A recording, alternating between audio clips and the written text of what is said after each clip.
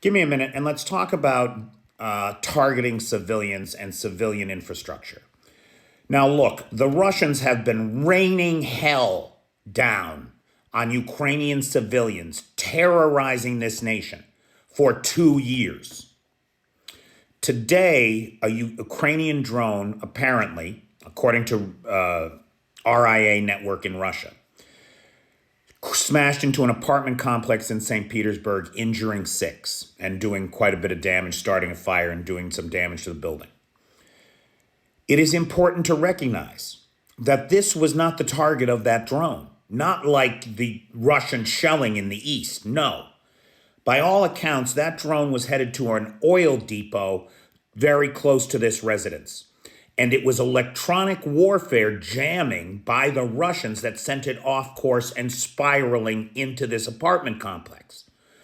Now, I'm sorry, but that oil depot is a legitimate military target, and it was targeted appropriately by the Ukrainians. Russian electronic warfare sent it off course into a civilian complex. These people were not the target of that Ukrainian drone.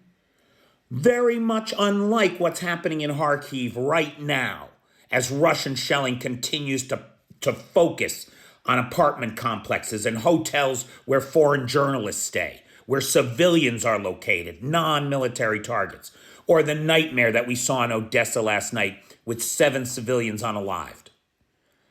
They're not the same. It's not the same. And the Russian people better get used to this, because the guys running the electronic warfare equipment in Russia don't give a shit about the Russian people. They're there to protect the goddamn oil depot to keep the money flowing into Putin's pockets. Make no mistake.